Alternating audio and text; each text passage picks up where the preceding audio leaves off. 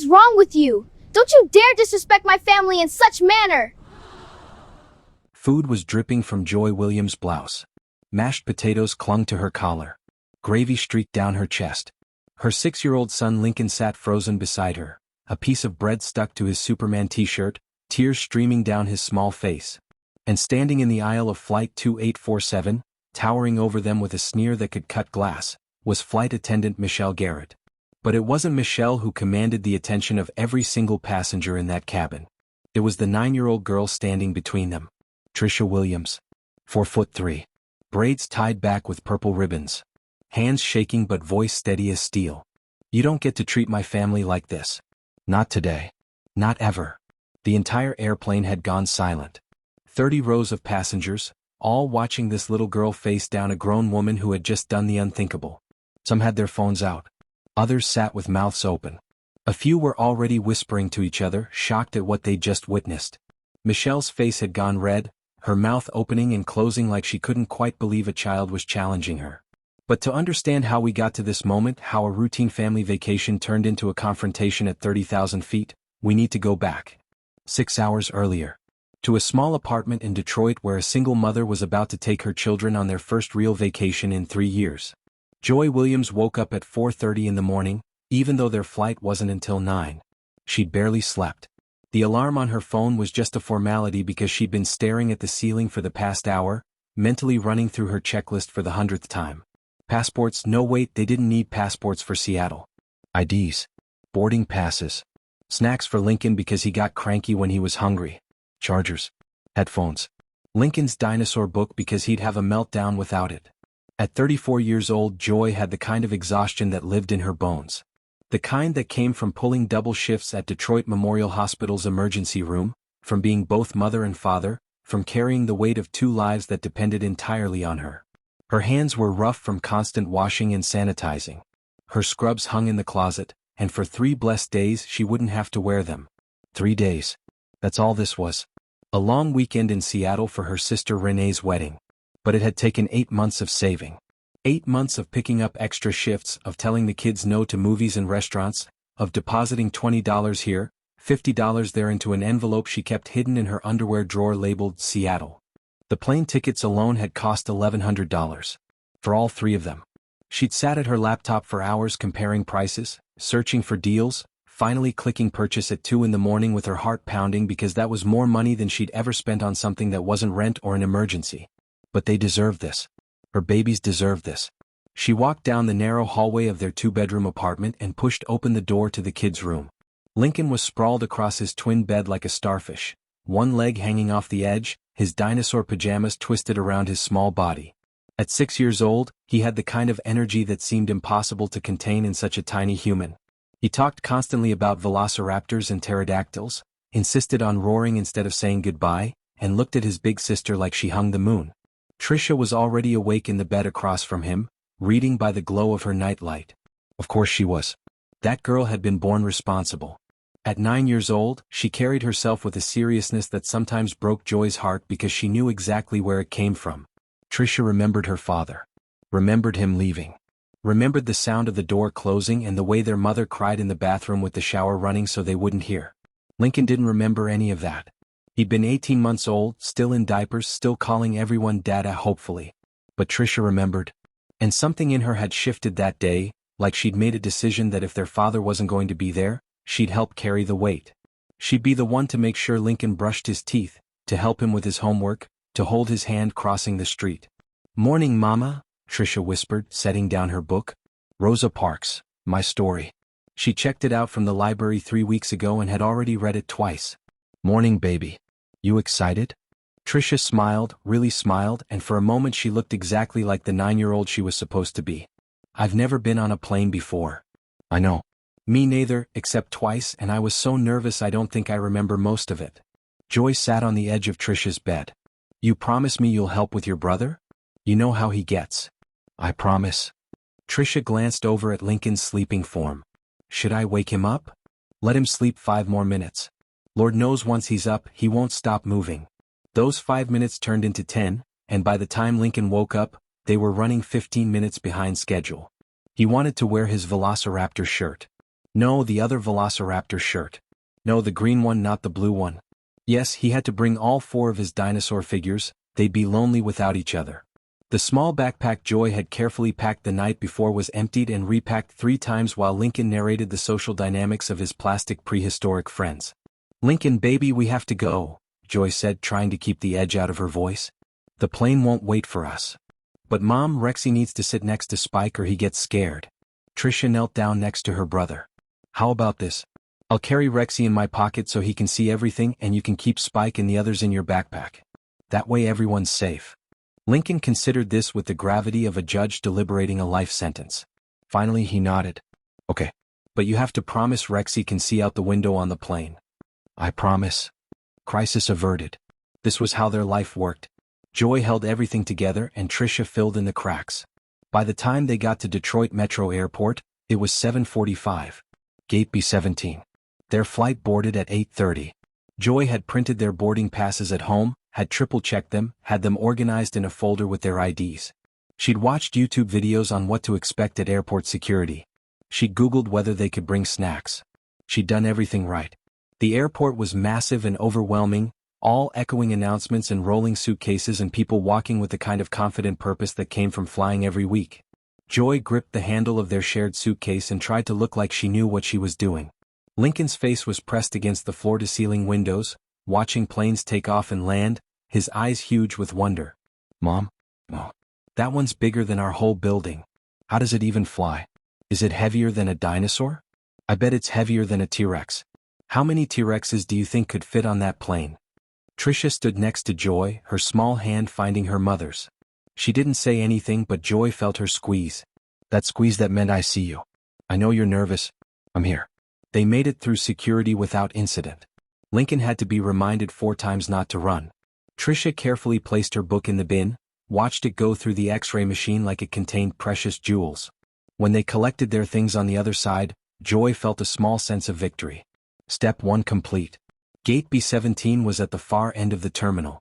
By the time they arrived, Joy's shoulder ached from the backpack and her forehead had a thin sheen of sweat. Lincoln immediately ran to the windows again, and Trisha settled into a seat with her book while Joy pulled out their boarding passes one more time. Group 4. Seats 18C, 18D, and 18F. Not together but close. She tried to select seats together when she booked, but it would have cost an extra $60 that she didn't have. She was staring at the passes when she heard someone clear their throat. "Ma'am? Ma'am, I need to see your IDs and boarding passes." Joy looked up. The gate agent, a middle-aged white man whose name tag read Mark Davidson, was standing in front of her with his hand out. He wasn't smiling. "Oh yes, of course." Joy fumbled for her wallet, pulled out her driver's license, handed it over with their boarding passes. Mark studied them for what felt like an eternity. He looked at her ID. Looked at her face. Looked at the boarding pass. Back to her ID. He turned the license over like he was checking for something. "And the children? I'm sorry? I need to see identification for the children as well." Joy blinked. "They're 9 and 6. They don't have driver's licenses. Birth certificates? School IDs? Any documentation proving they're your children?" The words hung in the air. Around them, other passengers were boarding, walking past Mark without being stopped, without being questioned. A white family with 3 kids sailed past, the dad barely glancing at Mark as he scanned their passes. I didn't bring their birth certificates. I didn't know I needed to. They're my children. This is my daughter Trisha, and that's my son Lincoln." Joy's voice sounded strange to her own ears, too high, defensive when she shouldn't have to be defensive. Trisha had looked up from her book. She was watching the interaction with those 2 old eyes. Mark sighed like Joy was personally inconveniencing him. "Wait here." He walked away, still holding their documents, and spoke to another gate agent. Joy felt her face grow hot. Other passengers were staring now. She wanted to scream, to demand to know why she was being singled out, why that family with 3 kids wasn't being questioned, why her IDs weren't enough. But she didn't. She couldn't. Because she had 2 children watching and a flight to catch, and she couldn't afford to be labeled difficult or aggressive or any of the words that were so easily applied to black women who dared to push back. After 3 minutes that felt like 30, Mark returned. "You're fine. Just needed to verify." He handed back her documents without apology, without explanation. "Thank you," Joy heard herself say, and immediately hated that she'd said it. She walked back to her seat on shaking legs. Trisha was still watching her. "Mom? Are you okay?" Joy forced a smile. "I'm fine, baby. Everything's fine. Just some confusion." But Trisha's hand found hers again. That squeeze. She'd seen everything. She always did. The boarding announcement crackled through the speakers. Group 1. First class. Then Group 2. Then 3. The airplane was right there, visible through the windows, close enough that Lincoln was providing running commentary about its size and wingspan and how many dinosaurs could definitely fit inside. Group 4. That was them. They gathered their things and joined the line. Joy handed their boarding passes to the agent at the desk, a different woman this time, who scanned them with a smile and wished them a good flight. See, everything was fine. Mark had just been doing his job. She was being oversensitive. Except Trisha was still holding her hand tight as they walked down the jetway. And when Joy glanced down at her daughter's face, she saw that same expression Trisha had worn the day her father left. That look of someone who'd just learned that the world wasn't as fair as she'd hoped it would be. They stepped onto the plane. The flight attendant at the door welcomed them aboard with a professional smile that didn't quite reach her eyes. Her name tag read Michelle Garrett. "Welcome to Flight 2847. Your seats are straight back, middle of the cabin." Joy nodded her thanks and moved down the narrow aisle, Lincoln bouncing ahead of her, Trisha trailing behind. The plane smelled like recycled air and cleaning solution. Overhead bins were already filling up. They found row 18 and Joy tried to figure out the configuration. She and Lincoln in C and D, Trisha across the aisle in F. Their small carry-on suitcase wouldn't fit in the overhead bin. It was packed too full, and no matter how Joy tried to angle it, it wouldn't go. She was standing on her toes, struggling, very aware of the line of passengers backing up behind her, when she noticed Michelle Garrett standing in the galley. Just standing there. Watching. Not offering to help. A moment later, a white passenger 3 rows back was having the same problem. Michelle appeared instantly, all smiles and helpfulness, lifting the bag and rearranging things in the bin to make it fit. "There you go. These bins can be tricky." Trisha was watching this too. Joy saw her daughter's jaw tighten. Finally, a passenger behind them, a black man in his 50s, stepped forward. "Here, let me help you with that." Together they got the suitcase stored. Joy thanked him profusely, got Lincoln settled in 18D by the window, and slid into 18C herself. Trisha crossed the aisle and sat in 18F, next to a businessman who was already asleep with headphones on. Lincoln pressed his face to the window, narrating everything he saw. The luggage handlers. The fuel truck. A bird that flew past. Trisha pulled out her Rosa Parks book and opened it, but Joy noticed she wasn't actually reading. She was watching the cabin, taking everything in. The plane began to fill. More passengers. More bags being stowed. The flight attendants moved through doing their safety checks. Michelle Garrett walked past their row without a glance. Joy leaned her head back against the seat and closed her eyes. They were on the plane. They were going to Seattle. Everything was going to be fine. Except she couldn't shake the feeling that had settled in her stomach since the moment Mark Davidson had questioned her at the gate. That familiar weight. That exhaustion that had nothing to do with her 12-hour shifts at the hospital. She opened her eyes and looked across the aisle at Trisha. Her daughter was staring back at her. And in that moment, Joy realized something that made her chest ache. Trisha wasn't a child anymore, not really. She'd been forced to grow up too fast, to understand too much, to see things that 9-year-olds shouldn't have to see. Before Joy could say anything, before she could reach across the aisle to squeeze her daughter's hand and tell her that it would all be okay, the captain's voice came over the intercom. "Flight attendants, prepare for departure." The plane's engines roared to life. Lincoln squealed with delight. And Flight 2847 to Seattle began to taxi toward the runway, carrying the Williams family toward a confrontation that would change everything. But Joy didn't know that yet. None of them did. All Joy knew was that her daughter was reading about Rosa Parks, and she wished with everything in her that Trisha could just be a kid for a little while longer. That she could believe the world was fair and kind and that standing up always meant something. She'd learned soon enough that sometimes it did mean something. Sometimes standing up changed everything.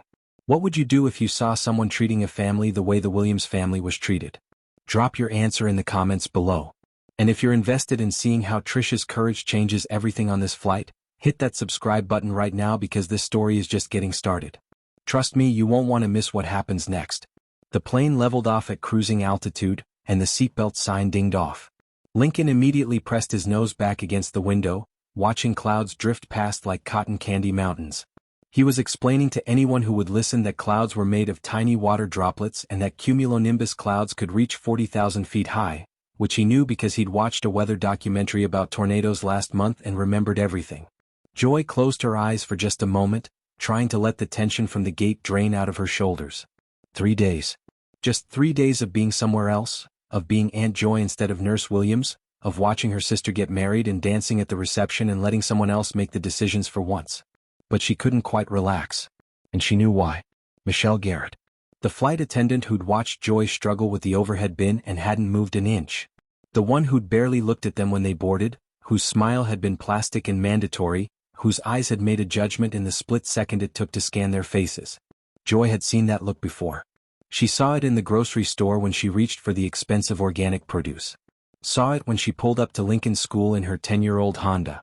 Saw it in the emergency room when patients assumed she was a nurse's aide instead of an actual registered nurse with a bachelor's degree and 12 years of experience. That look that said, "You don't belong here." But here's what Joy didn't know, what none of the passengers in economy knew as they settled in for the 2.5-hour flight to Seattle. Michelle Garrett didn't want to be there either. Michelle Garrett, 42 years old, 18 years with the airline, had started her career dreaming of adventure. She'd wanted to see the world, wanted the glamour of first-class cabins and international flights, wanted to walk through airports with her perfectly pressed uniform and roller bag, wanted strangers to see her and think sophisticated, worldly, successful. And for a while she'd gotten it. She'd worked her way up. Put in her time in economy, dealt with crying babies and drunk passengers and people who treated flight attendants like waitresses. But she'd earned her spot in first class. For the last 8 years she'd worked almost exclusively in the front cabin. Champagne service before takeoff. Hot towels. Passengers who said please and thank you and left generous tips at the end of international flights. Michelle had married well too. Her husband, Robert, was a senior operations executive with the airline. They had a house in Bloomfield Hills with a 3-car garage. They took vacations to Aruba and Napa Valley. She drove a Mercedes and had her nails done every 2 weeks at a salon where they served complimentary wine. She'd made it. She'd earned the right to look down on the chaos of economy class because she'd paid her dues and moved beyond it. Except today there was a staffing shortage. Someone had called in sick. Someone else had a family emergency. And Michelle, despite her protests, despite her seniority, despite calling Robert and asking him to intervene, had been assigned to cover economy on Flight 2847. She was furious. She'd shown up to work with her jaw tight and her patience already worn thin. She'd snapped at the other flight attendants during the pre-flight briefing. She'd made it very clear that this was beneath her, that she shouldn't have to deal with the kinds of passengers who flew economy, that her time was being wasted. Brandon, the 26-year-old flight attendant working the galley with her, had tried to lighten the mood. "Come on, Michelle, it's just one flight. We'll get through it." Michelle had looked at him like he'd suggested she clean toilets with her bare hands. "You don't understand. I haven't worked economy in 8 years. 8 years. Do you know what it's like back there? Screaming children. People who've never flown before. Passengers who think a bag of pretzels is a meal." Brandon had stopped trying after that. So when Michelle watched the boarding process from her position in the galley, she wasn't seeing individual people. She was seeing categories. Types. The business travelers who knew the drill and would leave her alone. The families who'd be demanding and messy. The budget flyers who'd probably never been in first class and didn't understand the difference. And when she saw the Williams family struggling with their overhead bin, when she saw Joy trying to make the overstuffed carry-on fit, she made a calculation in a fraction of a second. First-time flyers. Family. Economy passengers who couldn't afford to check a bag. The kind of people who'd probably ring the call button 10 times during the flight asking for extra snacks and more soda and special accommodations. Not worth her time. Not worth her help. She'd watched without moving. Let them figure it out themselves. But 30 seconds later, when a white passenger 3 rows back had the exact same problem, Michelle had appeared instantly. Because that passenger was wearing a business suit. Because he had the look of someone who flew every week. Because he was the type of traveler Michelle respected. The type who belonged in the cabin she was supposed to be working. Trisha had seen it all. Standing in the aisle, watching Michelle's face, watching the difference in treatment, she'd felt something sharp and hot lodge itself in her chest. It wasn't the first time she'd seen something like this. But it was the first time she'd seen it happen to her mother so blatantly, so obviously, with witnesses all around who somehow weren't seeing what she was seeing. She'd wanted to say something. The words were right there, hot in her throat. "That's not fair. Why didn't you help my mom? Why are you treating us differently? But she'd looked at her mother's face and seen the exhaustion there, the please don't make a scene expression, and she'd swallowed the words. Helped her mom instead. Gotten Lincoln settled. Opened her book and pretended to read while her heart pounded with anger she didn't quite know what to do with. Now 20 minutes into the flight, that anger was still there. Simmering. Waiting. Lincoln was doing better than anyone had expected. He'd been so excited about takeoff, counting down as the plane accelerated down the runway, squealing when the wheels left the ground, plastering himself to the window to watch Detroit shrink below them. Now he was coloring in his dinosaur book, narrating a story about a T-Rex who learned to fly by befriending a pterodactyl. Joy had just started to think maybe this would be okay after all when Lincoln's foot accidentally bumped the seat in front of him. Just once. A small kick. Barely noticeable. The passenger in 17D, a man in his 30s wearing headphones, turned around with an annoyed expression. He didn't say anything, just gave them a look, then turned back around. Lincoln, baby, keep your feet still, okay? Joy whispered. Sorry, Mama. But Michelle Garrett had seen it. Or maybe she'd been watching their row, waiting for something to justify the judgment she'd already made. Either way, she materialized in the aisle within seconds, looming over their seats with her arms crossed. Ma'am, you need to control your child. This isn't a playground. The words cut through the ambient noise of the plane. Other passengers glanced over. Joy felt her face flush hot. I'm so sorry. It was an accident. Lincoln, apologize. Sorry, Lincoln said in a small voice, looking up at Michelle with wide eyes that suddenly seemed to realize he'd done something wrong. Children need to understand that airplanes require proper behavior, Michelle continued, her voice loud enough that it felt deliberately public, like she wanted other passengers to hear. There are rules. If he can't follow them, we'll have to speak with the captain. The threat hung there. The implication that they could be removed from the flight, that this trip they'd saved 8 months for could end before it really began, all because of one accidental kick from a 6-year-old. Joy's hands were shaking. It won't happen again. I promise. Lincoln, feet flat on the floor, okay? Like we practiced. Lincoln nodded, his lower lip trembling. He pulled his feet up under himself on the seat, making himself smaller, and went very still. The joy had drained out of his face. Michelle walked away without another word, and Joy immediately pulled Lincoln close, whispering reassurances that he wasn't in trouble, that everything was okay, that Mama wasn't mad. But her heart was pounding and her mind was racing because she knew what had just happened. She'd been marked. They'd been marked. One small infraction and they were the problem family, the ones to watch. Trisha had seen the whole thing from across the aisle. Her book was open but forgotten in her lap. She was gripping the armrest so hard her knuckles had gone pale. 10 minutes passed. Lincoln stayed frozen in his seat, afraid to move. The dinosaur book lay forgotten on his tray table. He kept glancing at his mother like he was checking to make sure she was still there, still okay, still not angry with him. And then it happened. 3 rows ahead of them, in row 15, a white child around Lincoln's age suddenly stood up on his seat. Actually stood up, his feet on the cushion, bouncing slightly, pointing out the window and yelling to his mother about the clouds. Mom, look at that cloud. It looks like a dragon. Mom, look. He was louder than Lincoln had been at his most excited. He was standing, which was definitely against the rules. He was bouncing on the seat. And here came Michelle Garrett, walking down the aisle toward row 15. Trisha watched. Joy watched. Even Lincoln, still motionless in his seat, watched.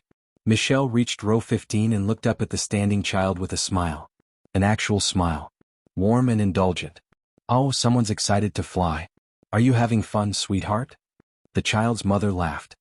He's never been on a plane before. We can't get him to sit still. That's perfectly all right. Flying is exciting. Michelle's voice was completely different. Gentle. Patient. Understanding. Just be careful you don't bump your head on the overhead, okay, buddy? She ruffled the kid's hair and moved on. The double standard was so blatant, so obvious, so undeniable that for a moment Trisha couldn't quite believe what she'd just witnessed. She looked across the aisle at her mother and saw that Joy had seen it too. Their eyes met, and in that moment, no words were needed. Lincoln, who was still sitting perfectly still with his feet tucked under him, who'd been terrified to move for the past 10 minutes, turned to his mother with confusion in his eyes. Mama? Why did that boy get to stand on his seat? Joy's throat was tight. I don't know, baby. But you told me I had to sit still. You said it was the rules. It is the rules, Lincoln. Then why? I don't know. Joy's voice cracked slightly. She pulled Lincoln closer, kissed the top of his head. I don't know. Across the aisle, Trisha was no longer gripping her armrest. Her hands had curled into fists in her lap. Her jaw was clenched so tight it ached. She stared at the back of Michelle Garrett's head as the flight attendant returned to the galley, laughing with Brandon about something. Joy caught her daughter's eye and gave a small shake of her head. A silent message. Let it go. Don't say anything. We can't afford to make this worse. But Trisha couldn't let it go. The unfairness of it was burning in her chest like something alive. She thought about her book, about Rosa Parks refusing to give up her seat, about how sometimes staying silent was the same as agreeing that something was okay when it absolutely wasn't. Still she said nothing. Not yet. Because her mother had asked her not to, and Trisha always tried to honor what her mother asked of her. She opened her book and pretended to read, but the words swam on the page. All she could see was Lincoln's face when he'd apologized, when he'd made himself small, when he'd asked why that other boy got to break the rules he wasn't allowed to break. All she could feel was rage. 30 minutes into the flight, the meal service began. Michelle and Brandon emerged from the galley pushing a cart loaded with prepackaged meals. The smell of reheated chicken and vegetables filled the cabin. Michelle had transformed again, putting on her professional flight attendant persona, greeting passengers with a practiced smile. But Trisha was watching now. Really watching. And she started to notice patterns. When Michelle reached rows filled with white passengers, her smile was genuine. She made small talk, asked about their destination, laughed at their jokes, handed over meals with care. Here you go, chicken or vegetarian? The chicken's actually pretty good today. Would you like something to drink with that? Coffee? We have soda and juice in the back if you'd prefer. But when she reached rows with black passengers, the warmth disappeared. Her movements became mechanical. Her responses clipped. Chicken or vegetarian? Here. You're welcome. It wasn't dramatic. It wasn't overt. But it was there. 1,000 tiny differences in tone and body language that added up to something unmistakable. The cart was getting closer. Row 16. Row 17. Row 18. Michelle stopped directly next to Joy and Lincoln. Her professional smile had already faded, replaced by something neutral and distant. Joy looked up with a polite expression, determined to be pleasant, determined not to give this woman any reason to single them out again. Hi, could we have 3 of the chicken meals, please? 1 for me, 1 for my son, and 1 for my daughter across the aisle. Michelle's face changed. Just slightly. A tightening around her mouth. Her eyes flicked to Lincoln, who was looking at the meals hopefully, then back to Joy. We only have 2 chicken left. One of you will have to take the vegetarian. The way she said it. Like it was an inconvenience. Like they were asking for something unreasonable. Like this was somehow their fault. Joy kept her voice even. That's fine. I'll take the vegetarian. What happened next took less than 3 seconds but felt like it happened in slow motion. Michelle grabbed the vegetarian meal from the cart and slapped it down on Joy's tray table. Not placed. Not set down gently. Slap. Hard enough that the contents shifted inside the container. Hard enough that the plastic utensils rattled. Hard enough that Joy flinched. Then Michelle grabbed 2 chicken meals and distributed them to Lincoln and Trisha with an expression that barely concealed her disgust. She practically tossed Lincoln's meal at him, then had to reach across the aisle to hand Trisha hers. No smile. No, here you go. No, enjoy your meal. Just the food, delivered like it was contaminated. You're welcome, Michelle said flatly, even though none of them had thanked her yet, making it clear she didn't expect gratitude and wouldn't appreciate it if they offered it. She moved the cart forward 1 row. Row 19. A white couple in their 50s. Good afternoon. How are we doing today? Chicken or vegetarian? Oh, the chicken is wonderful, let me give you both chicken meals. Would you like something to drink? Coffee? We just brewed a fresh pot. Here you go. Enjoy. The chicken Michelle had just claimed they only had 2 of. Suddenly available. Suddenly abundant. Lincoln had already opened his meal and started eating, oblivious to what had just happened. But Trisha had seen everything. She stared at the back of Michelle's head as the flight attendant continued down the aisle, her friendly chatter audible all the way to the galley. Joy sat frozen, staring at the vegetarian meal on her tray table. The container was slightly dented from the force of Michelle's slam. Her hands were shaking in her lap. Trisha looked across the aisle at her mother and their eyes met again. This time, Joy's eyes were filled with something that made Trisha's chest ache. Not just anger. Defeat. Exhaustion. The look of someone who'd been through this so many times that even outrage felt too heavy to carry. Trisha started to open her mouth. started to form words, started to stand up because someone needed to say something, someone needed to point out what was happening, what had been happening since they boarded this plane. But Joy caught her eye and gave the smallest shake of her head. Mouthed 2 words across the aisle, "Not worth it. Not worth it. Not worth the confrontation. Not worth the scene. Not worth the risk of making things worse, of being labeled difficult, of having this vacation that meant everything to them ruined before it even really began." Trisha sat back down. But her chicken meal sat untouched in front of her. She couldn't eat. Couldn't pretend everything was fine.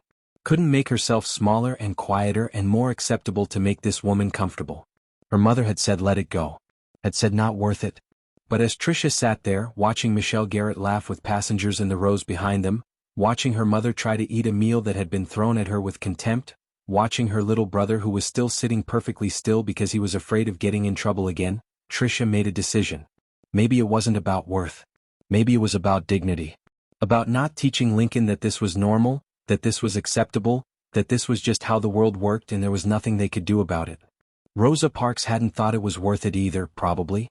She'd just been tired. Tired of giving up her seat. Tired of accepting less. Tired of being quiet. Trisha was tired too. And she was only 9 years old. She didn't know yet what she was going to do.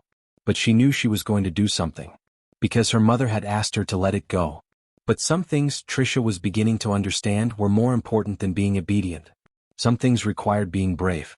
The plane hummed on toward Seattle, carrying its passengers toward their destinations. Most of them would arrive, collect their bags, and go on with their lives without ever thinking about this flight again. But for the Williams family, this flight was about to become unforgettable. Because in the seat across the aisle, a 9-year-old girl with braids and purple ribbons was done being quiet. Have you ever witnessed something unfair happening to someone else and had to decide whether to speak up or stay silent? What did you choose? Drop your answer in the comments. And if you need to see what happens when Trisha decides enough is enough, hit that subscribe button right now because the next part of this story will give you chills. Lincoln finished his chicken meal faster than Joy thought possible, licking his fingers and asking if there were any more cookies. There weren't, but Joy gave him the small package of crackers from her untouched vegetarian meal, watched him demolish those 2 with the efficiency of a child who was always slightly hungry because growth spurts demanded constant fuel. "Mama, I need to go potty."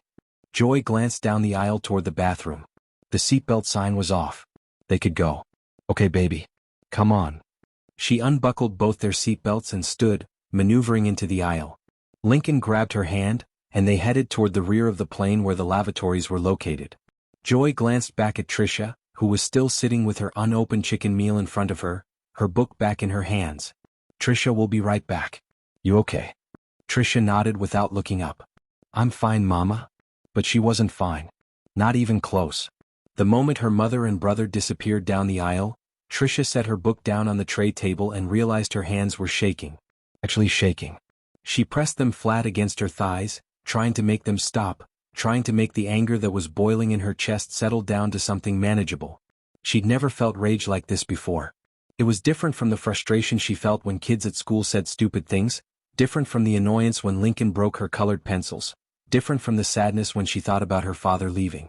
This was hot and sharp and it made her want to scream, to throw something, to make someone understand that what was happening wasn't okay. She picked up her book again. Rosa Parks, My Story.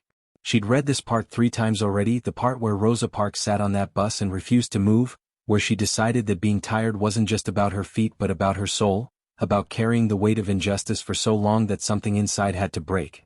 Trisha understood that now in a way she hadn't before. She was trying to focus on the words when she heard voices from the galley. The curtain separating the galley from the passenger cabin was partially open, and sound carried in the narrow space of the airplane. She recognized one voice immediately. Michelle Garrett. "I don't know why these people even fly."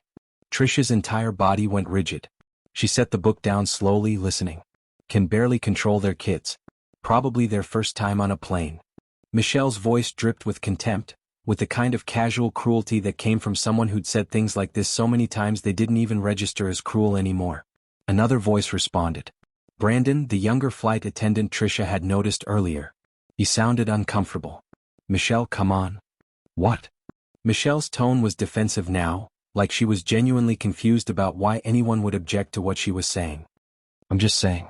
Some people don't belong in certain spaces. They don't know how to act. That woman is going to complain to corporate, I can already tell. They always do. Can't just accept that maybe they're the problem. That's not fair. The kid kicked a seat. The mother is entitled and aggressive. And that little girl keeps staring at me like I'm doing something wrong. I'm doing my job. If they can't handle basic flight etiquette, maybe they should drive next time. Trisha's hands had stopped shaking. They'd curled into fists so tight her nails were digging into her palms. The anger had crystallized into something cold and sharp and absolutely certain. These people. Those words kept echoing in her head. These people don't belong in certain spaces. She thought about her mother who'd saved for 8 months for these tickets. Who worked double shifts at the hospital saving lives. Who came home exhausted every single day and still helped with homework and made dinner and tucked them in and never, not once, made them feel like they were a burden. She thought about Lincoln, who was 6 years old and loved dinosaurs and had been so excited to fly that he barely slept the night before. Who'd accidentally kicked a seat one time and had been terrified and still for the rest of the flight because a grown woman had threatened him.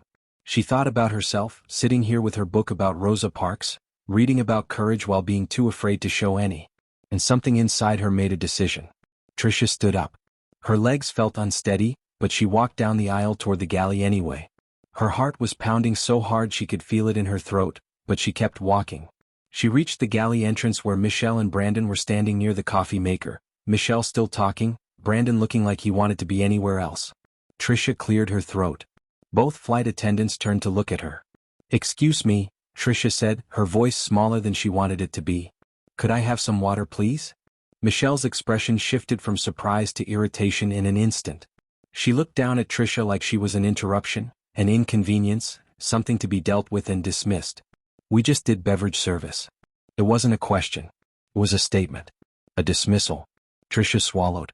"I know, but my brother spilled his. Could I please just have a cup of water?" She made sure to say please. Made sure her voice was polite. Because even in her anger, even in her certainty that this woman was wrong, she'd been raised to be respectful. Her mother had taught her that. Michelle sighed. It was a long, dramatic sigh that said Trisha was asking for something unreasonable, that she was being difficult, that this was somehow a massive imposition. She turned to the counter, grabbed a plastic cup and filled it about halfway from the water dispenser. Not full. Halfway. Then she turned and shoved it at Trisha. Not handed. Shoved. The cup tilted. Water sloshed over the rim and splashed across Trisha's hand. It was cold. It dripped down her wrist, soaked into the sleeve of her purple sweater. Trisha stood there, water dripping from her hand, staring at Michelle Garrett. And Michelle looked right back at her with an expression of complete indifference and said, "You should be more careful." Not, "I'm sorry." Not, "Let me get you a napkin." Not even basic human acknowledgement that she'd just deliberately made a child spill water on herself. Just blame. "You should be more careful." Like it was Trisha's fault. Like everything that had happened on this flight was their fault for having the audacity to exist in a space where Michelle Garrett didn't think they belonged. Brandon stepped forward. "Here, let me get you some napkins." "I've got it," Trisha said quietly. She took the napkins Brandon offered, wiped her hand, and walked back to her seat without another word. But inside, something had fundamentally shifted. The part of her that had been willing to stay quiet, to let it go, to not make waves because her mother had asked her to, that part was gone. Burned away by cold water and casual cruelty and the absolute certainty that silence was the same as agreement. She sat down in 18F and waited for her mother to come back. 5 minutes later, Joy and Lincoln returned from the bathroom. Lincoln was chattering about how small the airplane bathroom was, how the toilet made a really loud whooshing sound when you flushed it, how he'd had to hold onto the walls to keep his balance. Joy settled back into her seat, buckled Lincoln in, and was about to ask Trisha if she wanted to trade seats so Lincoln could look out the window when she noticed her daughter's face. "Trisha? Baby, what's wrong?" Trisha looked at her mother. Really looked at her. At the food stains still visible on her blouse from where Michelle had slammed the meal tray down. At the exhaustion in her eyes. At the way she was trying so hard to hold everything together, to make this trip good, to pretend that everything was fine when it absolutely wasn't. "Mama, I need to tell you something." Something in Trisha's voice made Joy lean forward. "What happened?" "When you were in the bathroom, I heard Michelle talking in the galley. To the other flight attendant, Brandon." "What did she say?" Trisha repeated it word for word. Every single thing Michelle had said. About these people not belonging. About them not knowing how to act. About Joy being entitled and aggressive. About how they always complained. As Trisha spoke, she watched her mother's face change. Watched the exhaustion harden into something else.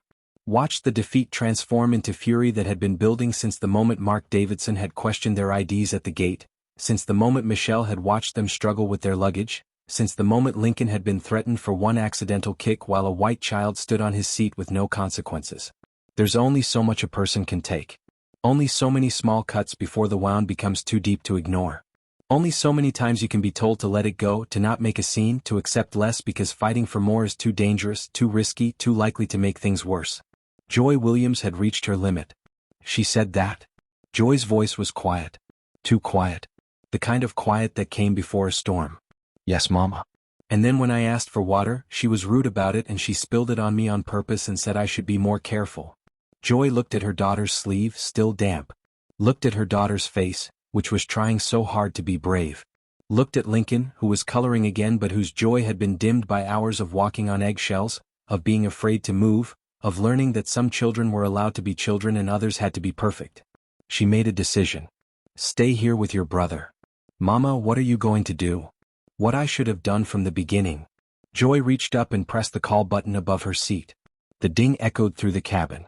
30 seconds passed. Then a minute. Joy pressed it again. Finally, Michelle Garrett appeared in the aisle, her professional mask back in place, but her eyes were hard. What now? The way she said it. What now? Like they'd been bothering her all flight. Like they were the problem. Like she hadn't spent the last 2 hours treating them with contempt disguised as professionalism. Joy kept her voice calm. Steady. She'd dealt with hostile patients in the ER, with doctors who dismissed her, with administrators who underestimated her. She knew how to maintain composure even when everything inside her was screaming. I'd like to speak with the head flight attendant, please. Michelle's jaw tightened. I am the senior attendant in this cabin. What's your complaint? I don't think this is the right conversation to have in the aisle. If you have a problem, say it. Other passengers were starting to notice now. Heads turning. Conversations pausing. The energy in the cabin was shifting, that collective awareness that something was happening, that attention needed to be paid. Joy took a breath. She was very aware of all the eyes on her, very aware that she was about to do exactly what Michelle expected, what Michelle would use as proof that Joy was the aggressive one, the difficult one, the problem passenger. But she was also aware that Trisha was watching. That Lincoln was watching. That staying silent taught them a lesson she didn't want them to learn. You've treated my family with disrespect since we boarded this plane. The way you spoke about us in the galley was unprofessional and, frankly, discriminatory. The word hung in the air. Discriminatory. Michelle's face flushed red. Discriminatory? I treat everyone the same. I have been nothing but professional. Maybe if you could manage your children better, if you understood basic flight etiquette, we wouldn't be having this conversation. My children have done nothing wrong. Your son kicked a seat. Once. Accidentally. While another child 3 rows ahead stood on his seat yelling and you told him he was excited. You threatened my 6-year-old son and smiled at a white child doing the exact same thing. More heads turning now. Passengers in nearby rows were fully paying attention. Some looked uncomfortable. Some looked curious. Some had expressions that suggested they'd witnessed the same double standard and were glad someone was finally saying something. Michelle's face was getting redder. Ma'am, I don't appreciate your tone, and I don't appreciate being treated like I don't belong on this airplane because of the color of my skin. The words cut through the cabin. Someone gasped. Someone else whispered to their seatmate. The tension was thick enough to choke on. Michelle's voice rose. That is completely out of line. I have done nothing wrong. If you continue to cause a disturbance, I'll have to report you to the captain. You're being aggressive and disruptive, and I won't tolerate being accused of things I haven't done. There it was. The threat. The implication that Joy was the problem, that speaking up made her aggressive, that asking to be treated with basic dignity was causing a disturbance. Joy felt something break inside her chest. Not break down. Break open. 'Cause a disturbance? Her voice was still calm but there was steel underneath now. I'm trying to address your behavior. You slammed food down on my tray table. You gave us meals like we were contaminating you. You overheard my daughter asking for water and made her spill it on herself. You stood in the galley and said we don't belong in certain spaces. That we're these people who don't know how to act. And now you're threatening me for having the courage to name what you've been doing since the moment we stepped on this plane. Michelle's mouth opened and closed. Brandon had appeared behind her, looking stricken. Other passengers were murmuring now, some nodding, some looking away uncomfortably. I have done nothing, Michelle started.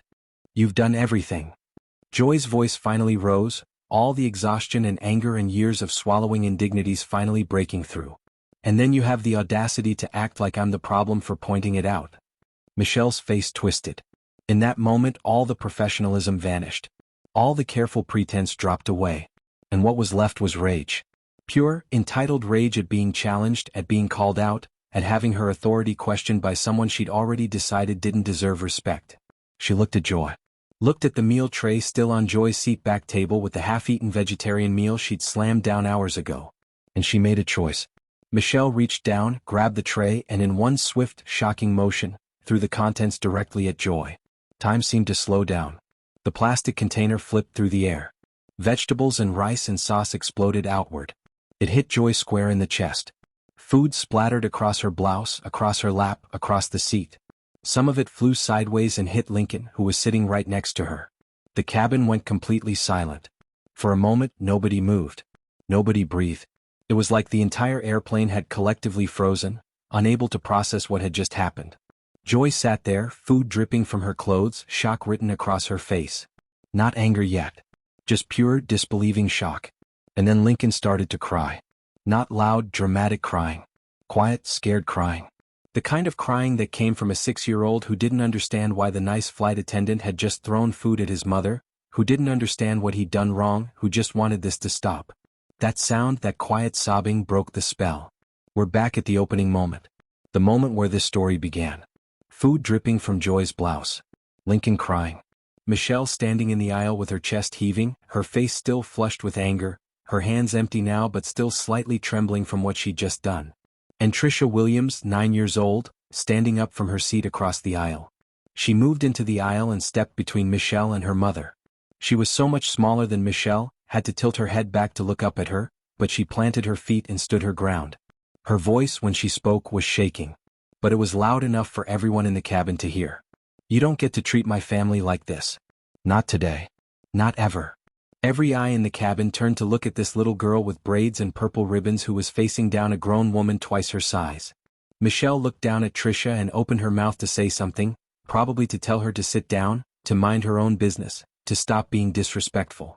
But before she could speak, a voice came from row 16. She's right. That was completely out of line. A white man in his 40s had stood up, was looking at Michelle with disgust. I saw the whole thing. You just assaulted that woman. Another voice from row 19. A woman. I saw it too. You threw food at her. At her child. Another. This has been going on the whole flight. The way you've been treating them. Another. Someone needs to get the captain. The dam had broken. Passengers who'd been silent witnesses to 2 hours of microaggressions and double standards were finally speaking up. Not because they'd suddenly grown more courageous, but because a 9-year-old girl had shown them what courage looked like. Michelle's face had gone from red to pale. She looked around at the sea of faces, at the phones some passengers were now holding up, recording, at the expressions of judgment and anger, and for the first time since this flight began, she looked scared. Brandon pushed past her. Michelle, go to the back. No. I'll handle this. I didn't. Go. Back. Michelle retreated down the aisle, her professional mask completely shattered, replaced by something that looked like panic. And Trisha Williams stood in the aisle of Flight 2847, her heart pounding, her hands still shaking, watching the woman who treated her family like they were less than human finally face consequences. She turned to look at her mother, who was still sitting in shock with food in her lap and tears starting to stream down her face. Not tears of pain. Tears of release.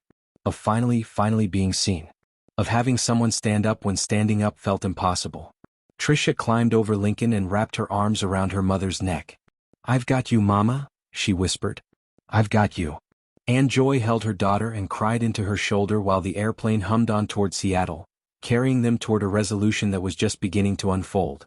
If you were a passenger on this flight and witnessed what happened to the Williams family, would you have spoken up before Trisha did? Be honest in the comments. And if you need to see how this story ends, if you need to know that justice actually gets served, hit that subscribe button right now because what happens next will restore your faith that sometimes courage wins.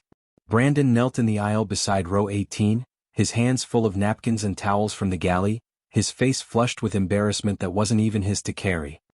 He handed the towels to Joy carefully, gently, like he was trying to make up for every moment of cruelty she'd endured in the last 2 hours with this one gesture of basic human decency. "I am so sorry," he said, and his voice cracked slightly. "Please let me help you."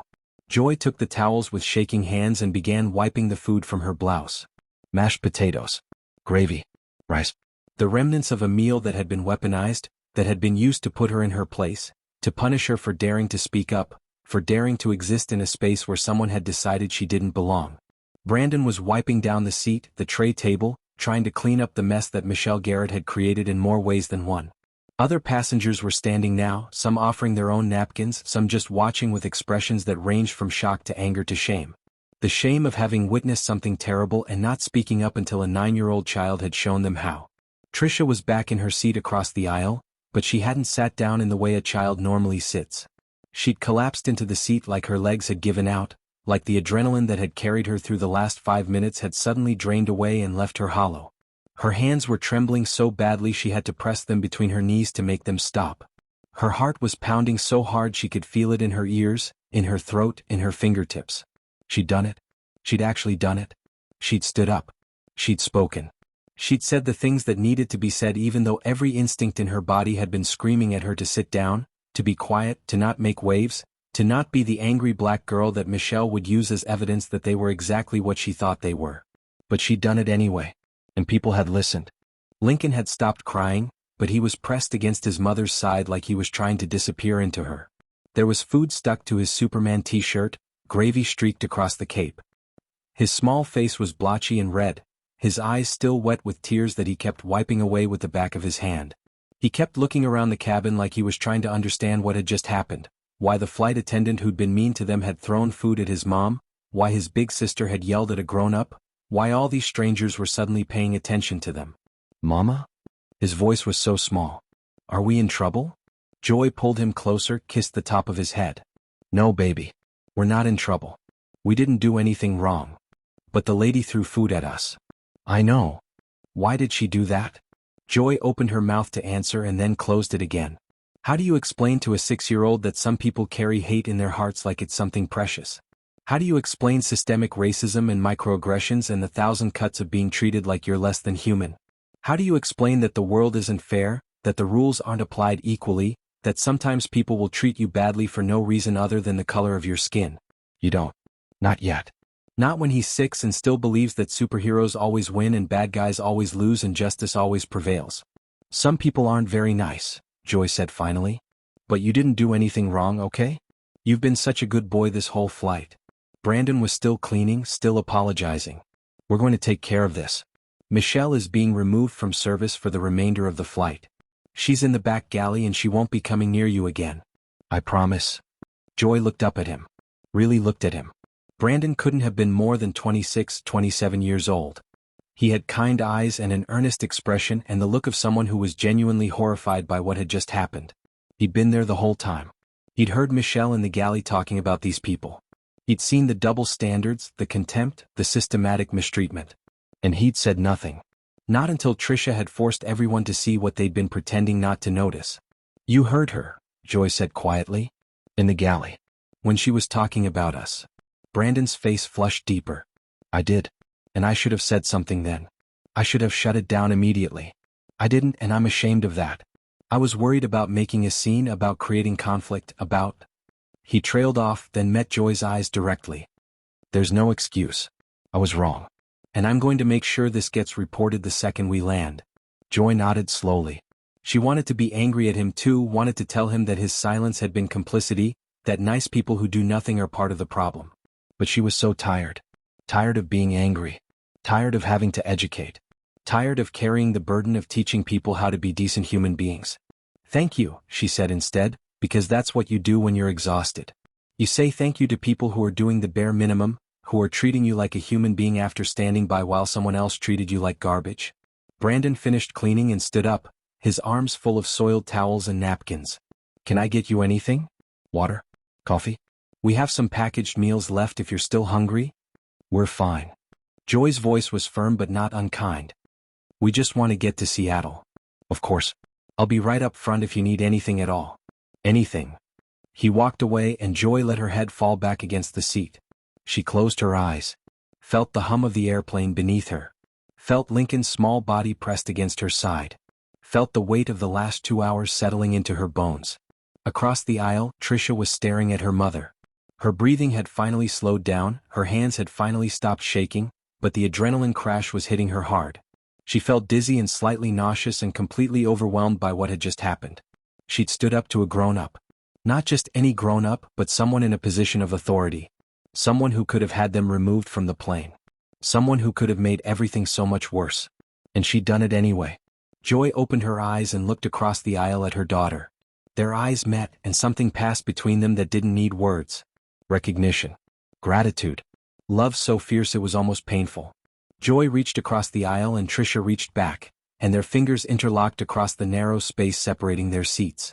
"You were so brave, baby," Joy whispered, her voice thick with emotion. Trisha's eyes filled with tears. Not scared tears this time. Not angry tears. Something else.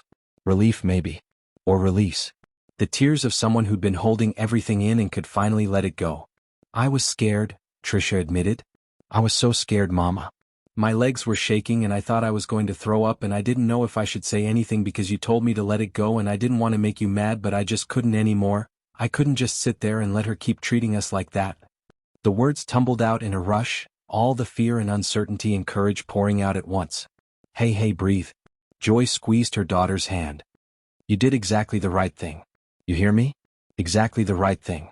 I'm not mad. I could never be mad at you for standing up for us. For yourself. For your brother. But you said not worth it. You said to let it go." Joy's throat tightened. "I know what I said. And I was wrong." She was crying now too, tears streaming down her face while she still held her daughter's hand across the aisle. "I was wrong, Trisha. I spent so long teaching myself to let things go, to not make waves, to just survive and get through it because fighting back felt too dangerous, too risky. But you just taught me something. You taught me that some things are worth fighting for. That dignity matters. That teaching you and Lincoln to accept less, to stay quiet, to make ourselves smaller so other people are comfortable.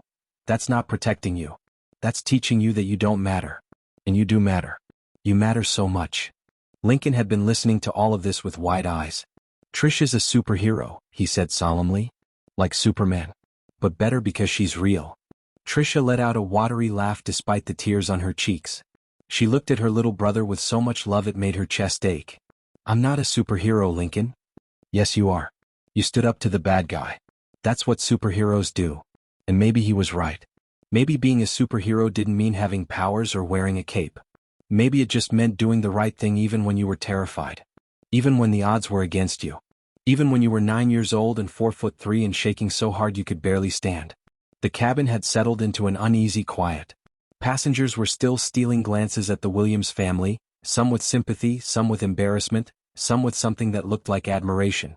The man from row 16 who'd been the first to speak up gave Joy a small nod when their eyes met. A woman 2 rows back mouthed the words, "I'm sorry," with tears in her own eyes. And in the back galley, behind the curtain that separated the service area from the passenger cabin, Michelle Garrett sat on a fold-down jump seat with her face in her hands. Her career was over. She knew that. 18 years with the airline, 18 years of working her way up from economy to first class, 18 years of building a reputation and a life that made her feel successful and important and better than the chaos she'd left behind. All of it gone in one moment of rage, one moment where she'd let her mask slip completely, where she'd shown everyone exactly who she was underneath the professional smile and the pressed uniform. There were witnesses. Multiple witnesses. Passengers with their phones out who'd probably recorded everything. A fellow flight attendant who'd heard her in the galley saying things that would sound even worse when repeated to corporate. And a 9-year-old girl who'd spoken truth with such clarity that there was no way to spin it, no way to claim it had been a misunderstanding or an overreaction or anything other than exactly what it was. She'd assaulted a passenger. She'd thrown food at a woman in front of her young children. She treated a family with contempt and cruelty for no reason other than racism she'd convinced herself wasn't racism at all. Just standards. Just expectations. Just knowing who belonged in certain spaces and who didn't. And now everyone knew. There was no hiding it. No denying it. No carefully worded incident report that would make it sound like the passenger had been the problem. Michelle sat in the back galley and felt her entire world collapse around her. But that was happening behind the curtain, out of sight. In the passenger cabin, something else was happening. Joy had released Trisha's hand and was now going through her backpack, looking for a clean shirt for Lincoln. His Superman t-shirt was ruined, stained with gravy and vegetables. She found a dinosaur shirt, the green velociraptor one he'd wanted to wear that morning, and helped him change in his seat. Lincoln lifted his arms obediently, let his mother pull off the soiled shirt and slip on the clean one, then immediately pressed back against her side like he needed the physical contact to feel safe. Trisha had picked up her Rosa Parks book again. She opened it to the page she'd been reading before everything happened, but she didn't read. She just held the book in her lap and stared at the words without seeing them. Her mind was racing, replaying the confrontation over and over. The look on Michelle's face when Trisha had said, "People who look like us." The moment when other passengers had started speaking up, validating what she'd seen, what she'd experienced, what she'd been brave enough to name. She'd made a difference. One 9-year-old girl had changed the entire energy of the cabin, had forced people to see what they'd been avoiding, had stood up when standing up felt impossible. And she'd learned something about her mother too. That strength sometimes looked like survival, like getting through the day, like swallowing anger because expressing it felt too dangerous. That her mother's exhaustion wasn't weakness. That asking her daughter to let it go hadn't been about accepting injustice. It had been about protecting her family in the only way Joy knew how. But sometimes Trisha was beginning to understand protection and dignity were the same thing.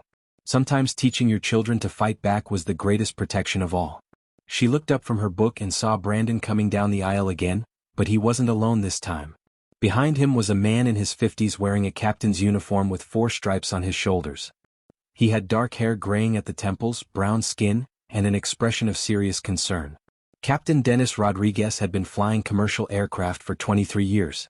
He'd dealt with medical emergencies, mechanical failures, aggressive passengers, and every other crisis you could imagine at 30,000 feet. But what had just happened in the cabin of Flight 2847 had rattled him in a way that engine trouble never could. Brandon had called him on the internal phone system, had explained the situation in terse, professional language that couldn't hide his own distress. An altercation. A flight attendant. A family. Food thrown. A child speaking up. Multiple witnesses. Captain Rodriguez had immediately engaged the autopilot and left the cockpit in the hands of his co-pilot, something he rarely did, because this situation required his personal attention. He reached row 18 and looked down at the Williams family. At Joy, who was holding Lincoln close with protective fierceness in her eyes. At Lincoln, whose face still showed traces of tears. At Trisha, sitting across the aisle with a book about Rosa Parks in her lap and an expression far too old for her 9 years. "Mrs. Williams?" His voice was gentle but carried authority. "I'm Captain Rodriguez. May I speak with you for a moment?" Joy nodded but didn't let go of Lincoln.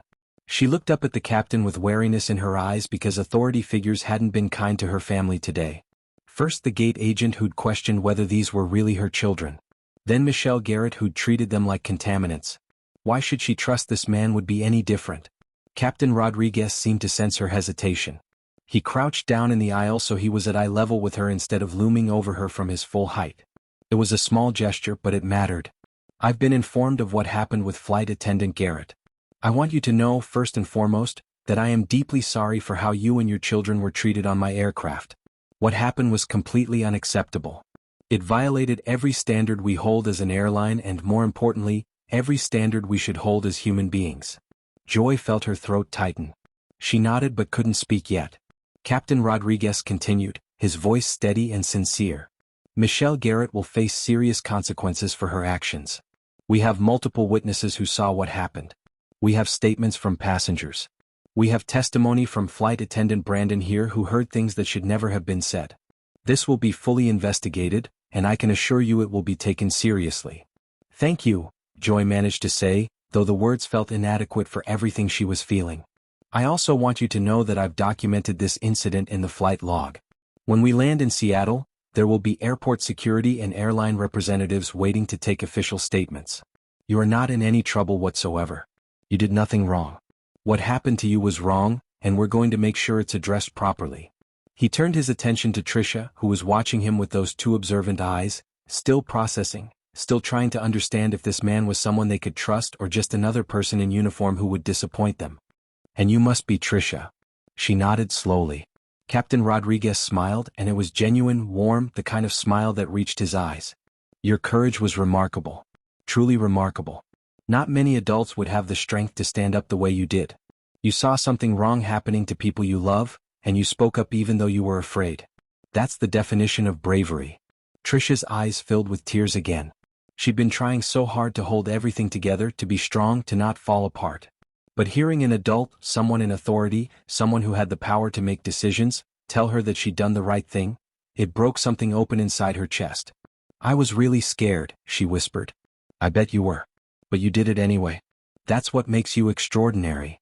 Captain Rodriguez stood up, his knees creaking slightly from the crouching position. He looked around the cabin at the passengers who were still watching, still listening to this conversation that felt important in ways that transcended one family's bad experience on one flight. "I want to make something very clear to everyone on this aircraft," he said, his voice carrying through the cabin with the authority of someone used to being heard. "Discrimination of any kind has no place on this airline. It has no place in the sky. It has no place anywhere. We fly people from all over the world, from every background, every color, every faith, every identity. And every single person who boards one of our aircraft deserves to be treated with dignity and respect. Period." He paused, letting those words sink in. "If any of you witnessed what happened today and you're willing to provide a statement when we land, please let Flight Attendant Brandon know. Your testimony matters. Your voices matter. Speaking up matters." Several passengers nodded. The man from row 16 called out, "I'll give a statement." What she did was assault, plain and simple. The woman from row 19 who'd spoken up earlier raised her hand slightly. "I'll give a statement too. I saw how she treated them the entire flight. It wasn't just the food. It was everything."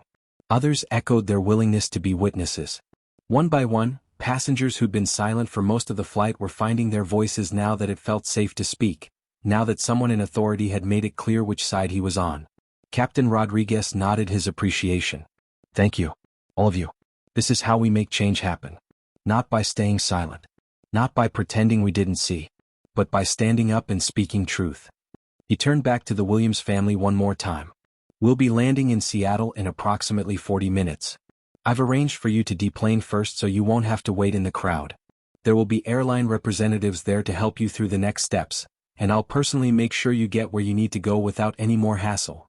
"We're going to my sister's wedding," Joy said quietly, like she needed to remind herself why they'd endured all of this, why these tickets had been worth 8 months of saving, why this trip mattered despite everything that had happened. "Then that's where we'll make sure you get," Captain Rodriguez said firmly. "And Mrs. Williams? Your sister is lucky to have you there. All 3 of you. You're a remarkable family." He gave them a final nod, then headed back toward the cockpit, leaving Brandon to continue managing the cabin. As he walked up the aisle, several passengers thanked him quietly. Some reached out to touch his arm, like they needed the physical confirmation that someone in authority had done the right thing, had sided with justice instead of protecting the institution. When Captain Rodriguez disappeared through the cockpit door, the cabin slowly began to return to its normal rhythm. Passengers went back to their books, their movies, their conversations. But the energy had shifted. Something had broken open, and even though people were trying to return to normal, everyone knew that this flight would be remembered, would be talked about, would mean something beyond just a bad experience with a rude flight attendant. Lincoln had started to relax against his mother. The tears had dried on his cheeks, leaving salty tracks behind. He picked up his dinosaur book again and opened it to a page about stegosauruses, started reading aloud in his small voice about the plates on their backs and how they might have been used for temperature regulation or mating displays. Joy listened to his voice and felt something inside her chest loosen slightly. Her baby. Her sweet, innocent baby who'd been frightened and confused and had food thrown at him for no reason other than being born into a body that some people decided was less worthy of respect. But he was resilient. He was already bouncing back, already returning to his dinosaurs and his wonder and his 6-year-old conviction that the world was basically good even when evidence suggested otherwise. She hoped he could hold on to that innocence a little longer. Hoped that this one terrible experience wouldn't shape how he saw himself, how he moved through the world, how he expected to be treated. But she also knew that eventually he'd have to learn. Just like Trisha had learned today. Just like Joy herself had learned years ago. That the world wasn't always fair. That some people would judge you before knowing you. That you'd have to work twice as hard for half the recognition. That speaking up could be dangerous but staying silent could be deadly to your spirit. These were lessons she'd hoped to delay a little longer. Lessons she'd wanted to introduce gradually, carefully, with context and support and the safety of home around them. Not on an airplane at 30,000 feet with strangers watching and food stains on their clothes. But life didn't always wait for the right moment. Sometimes the right moment chose you. Trisha had finally closed her Rosa Parks book and put it away in her backpack. She'd taken out a notepad and a pencil instead. She was writing something, her hand moving across the page with focused intensity. Joy couldn't see what she was writing from across the aisle, but she could see her daughter's face. The concentration there. The determination. The way Trisha was processing everything that had happened by putting words on paper, trying to make sense of it, trying to hold on to the truth of this moment before time could blur it or minimize it or turn it into something less than it was. Joy knew that instinct. She felt it too. The need to document, to remember, to not let this story get rewritten by people who wanted to make it about anything other than what it actually was. Racism. Plain and simple. The kind that wore a professional mask and hid behind customer service and claimed to treat everyone the same while systematically treating some people as less than. Brandon came by one more time with bottles of water and packages of cookies for all three of them. Complimentary, he said, though his tone made it clear this wasn't about generosity as much as inadequate apology. And again, I'm so sorry. For all of it. Thank you, Joy said, accepting the water. And thank you for speaking up. For supporting us. For calling the captain. Brandon shook his head. I should have done it sooner. I should have stopped it before it got to that point. I'll have to live with that. He meant it. Joy could see the genuine remorse in his eyes. But she also knew that his guilt, while valid, wasn't her responsibility to absolve. She'd spent too much of her life comforting white people who felt bad about racism, making them feel better about their complicity, carrying the emotional labor of their education. So she just nodded and let him walk away with his guilt still intact. Maybe it would teach him something. Maybe next time he'd speak up sooner. Maybe that's how change happened. One person at a time, learning that silence was a choice and that choice had consequences. The plane began its descent into Seattle. The captain's voice came over the intercom with the standard announcement about preparing for landing, about putting seats and tray tables in their upright positions, about making sure carry-on items were properly stowed. Joy helped Lincoln buckle his seatbelt and made sure Trisha was buckled across the aisle. The three of them sat there as the plane descended through the clouds, as Seattle came into view below them with its water and mountains and the Space Needle rising from the cityscape like a promise of something better ahead. They were going to make it. Despite everything, despite the humiliation and the anger and the food stains that would probably never come out of Joy's blouse, they were going to land in Seattle and go to Aunt Renee's wedding and dance at the reception and make memories that had nothing to do with Michelle Garrett or Flight 2847. But they were also different now than they'd been when they boarded. Trisha had learned that her voice mattered, that speaking up could change things, that courage was possible even when you were terrified. Lincoln had learned that the world wasn't always fair but that his sister would fight for him, that his mother loved him enough to endure anything, that family meant protection even when protection was hard. And Joy had learned that teaching her children to survive wasn't enough. That dignity mattered more than comfort. That the exhaustion of fighting back might actually be less heavy than the exhaustion of constantly swallowing injustice. The wheels touched down on the runway with a slight bump. The engines roared in reverse thrust. The plane slowed, taxied toward the gate. And through it all, the Williams family sat together, held together by something stronger than the seatbelts keeping them safe. They'd survived this flight. But more than that, they'd stood up. They'd spoken. They'd refused to be diminished. And that mattered more than they could possibly know yet. Have you ever been in a situation where you had to choose between keeping the peace and standing up for what's right? What did you choose, and do you have any regrets? Tell me in the comments. And if you want to see what happens when the Williams family finally lands in Seattle, what consequences Michelle Garrett actually faces, and how this one flight changes their lives forever, you need to hit that subscribe button right now. Because this story isn't over. Not by a long shot. The real resolution is still coming, and trust me, you don't want to miss it. Subscribe and turn on notifications so you'll be there for the next part. The wheels of Flight 2847 kissed the runway at Seattle-Tacoma International Airport with a gentle thump that rippled through the cabin. The engines roared in reverse, slowing the massive aircraft from 150 miles per hour to a crawl in less than a minute.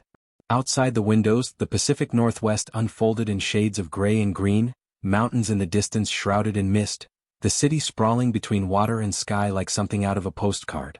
Lincoln pressed his face to the window one last time, watching the ground crew vehicles zipping around on the tarmac, watching other planes taxi past, watching the gate approach as their aircraft made its way toward its designated spot. His dinosaur book was closed on his lap. His hand was wrapped around his mother's. He'd been quiet for the last 20 minutes of the flight, processing in whatever way a 6-year-old processes trauma, tucking it away into a corner of his memory that would probably resurface years later when he least expected it. Trisha sat across the aisle with her notepad still open, though she'd stopped writing. She'd filled 3 pages with her careful handwriting, documenting everything that had happened from the moment they'd boarded until now. Not because anyone had told her to, but because some part of her understood that truth needed to be preserved, that stories had power, that what had happened on this flight mattered beyond just their family's experience. Joy stared straight ahead at the seat back in front of her, her jaw tight, her hands folded in her lap. The food stains on her blouse had dried into dark patches that stood out against the pale blue fabric. She looked exhausted. Not the normal exhaustion of a 12-hour ER shift. Something deeper. The exhaustion of someone who'd been forced to fight a battle she shouldn't have had to fight, who'd been stripped of her dignity and then had to watch her 9-year-old daughter fight to reclaim it. The plane came to a complete stop at the gate. The seatbelt sign dinged off. All around them, passengers immediately stood up, reaching for overhead bins, gathering their belongings, forming the chaotic line of people eager to deplane and get on with their lives. But before anyone could move toward the exits, the captain's voice came over the intercom one more time. "Ladies and gentlemen, before we begin the deplaning process, I need Flight Attendant Michelle Garrett to report to the flight deck immediately." Michelle Garrett to the flight deck. The cabin went silent. Every passenger who'd witnessed what happened, who'd seen Michelle throw food at a woman and her child, who'd heard the accusations of discrimination and the promises of consequences, they all froze. Heads turned toward the back of the plane where Michelle had been sequestered for the last 40 minutes. The curtain separating the rear galley from the passenger cabin moved aside, and Michelle Garrett emerged. She looked nothing like the confident, contemptuous flight attendant who'd boarded this plane in Detroit. Her face was blotchy and red. Her eyes were swollen like she'd been crying. Her professional mask had completely shattered, replaced by something that looked like barely contained panic. She walked up the aisle with her head down, her shoulders hunched, like she was trying to make herself as small as possible. She passed row 18. The Williams family was right there, just feet away. All she had to do was turn her head, make eye contact, offer some acknowledgement of what she'd done, some hint of remorse or apology or basic human decency. She didn't. She kept her eyes fixed on the floor and walked past like they didn't exist. Like she hadn't just spent 2 hours systematically dehumanizing them. Like she hadn't thrown food at a mother in front of her children. Like she could still pretend this was all some misunderstanding, some overreaction, something that would blow over if she just kept her head down long enough. Trisha watched her walk past and felt nothing. Not anger anymore. Not even satisfaction. Just a kind of cold certainty that Michelle Garrett was exactly who they'd thought she was. Someone who could be cruel and then refuse to own that cruelty. Someone who could hurt people and then act like the victim when consequences arrived. Michelle disappeared through the cockpit door. The cabin remained frozen for another few seconds, passengers exchanging glances, some nodding with grim satisfaction, others looking uncomfortable like they weren't sure what they'd just witnessed. Then Brandon appeared from the forward galley, moving down the aisle toward the Williams family. He stopped at row 18 and spoke quietly, kindly, like he was delivering good news instead of another inconvenience. "Mrs. Williams, the captain has asked that you and your children remain seated for just a few more minutes while the other passengers deplane. Someone from airline management is coming to speak with you personally. Is that okay?" Joy glanced at her children, then back at Brandon. "Do we have a choice?" "Of course you do. But I think you'll want to hear what they have to say." Joy nodded slowly. "Okay. We'll wait." Brandon smiled with genuine warmth this time. "Thank you. I'll make sure you're taken care of." He made an announcement over the PA system that all passengers except those in row 18 could begin deplaning, and the cabin erupted into motion. People grabbed their bags, filed into the aisle, moved toward the exits. As they passed the Williams family, several stopped to speak. The man from row 16 who'd been the first to stand up. "You did the right thing. All of you. I gave my contact information to the flight attendant for a statement. I hope she gets exactly what she deserves." The woman from row 19, "I'm so sorry you had to go through that. Your daughter is remarkable. You should be very proud." An older black woman from several rows back, someone Joy hadn't even noticed during the flight. "Thank you for speaking up. For not staying silent. For showing these babies that we don't have to accept being treated like that." She looked directly at Trisha. "You keep that fire, young lady. The world needs it." One by one, passengers offered their support, their apologies, their witness statements. Some pressed business cards into Joy's hand with whispered assurances that they'd testify if needed. Some just squeezed her shoulder or nodded with understanding that transcended words. And then the cabin was empty except for the Williams family, Brandon, and the flight crew preparing to shut down the aircraft systems. They sat in the eerie quiet of the empty plane and waited. 5 minutes passed. Lincoln was getting restless, swinging his legs, asking when they could get off, asking if they were in trouble, asking if they'd missed Aunt Renee's wedding. Joy kept reassuring him that everything was fine, that they weren't in trouble, that Aunt Renee's wedding wasn't until tomorrow so they had plenty of time. Then footsteps echoed through the jetway, and a woman appeared at the aircraft door. She was in her early 50s, black, wearing a navy blue pantsuit and carrying a leather portfolio. Her hair was cut short and professional. Her face was serious but not unkind. She walked down the aisle with the kind of purposeful stride that suggested she was used to handling difficult situations, used to being the person who cleaned up other people's messes. Her name tag read Patricia Towns, Regional Customer Service Manager. She reached row 18 and looked at the Williams family with an expression that was hard to read. Not pity. Not anger. Something more complex. Acknowledgement, maybe. Recognition that what had happened here was bigger than a customer service failure, that this was about dignity and humanity and all the ways institutions failed the people they were supposed to serve. Mrs. Williams? Her voice was professional but warm. I'm Patricia Towns, Regional Customer Service Manager for the airline. Thank you for waiting. I know you're eager to get to your destination, so I'll try to be brief. She pulled down a jump seat across the aisle and sat so she was at eye level with them, not standing over them, not using her position to intimidate or minimize. First, I want to offer you a sincere, unreserved apology for what happened on this flight. What you and your children experienced was completely unacceptable. It violated every standard we hold as an airline and, more fundamentally, it violated basic human decency. I am deeply, profoundly sorry. Joy nodded but didn't speak. She'd heard apologies before. Corporate apologies. Professional apologies. Apologies that were designed to protect the company more than acknowledge the harm. She was waiting to see if this would be different. Patricia seemed to sense her skepticism. She continued, her voice steady and direct. Michelle Garrett has been suspended effective immediately, pending a full investigation. I want to be clear about what that means. She will not work another flight during this investigation. She will not have contact with passengers. She will not represent this airline in any capacity until we've completed a thorough review of what happened here today. She paused, letting that sink in. We've already collected statements from 7 passengers who witnessed the incident. We have the flight crew reports. We have the captain's documentation in the flight log. This isn't going to be swept under the rug or minimized or treated as a he said she said situation. We have multiple witnesses confirming a pattern of discriminatory behavior throughout the flight that culminated in what can only be described as assault. Trisha was listening intently, her hand gripping the armrest. Assault. Patricia had said assault. Not incident. Not altercation. Not misunderstanding. The right word. The truthful word. Patricia pulled out a folder from her portfolio and opened it. In terms of immediate compensation, we're refunding the full cost of your tickets. All 3 tickets. We're also providing each of you with travel vouchers worth $5,000 that can be used for any future flights, with no blackout dates or restrictions.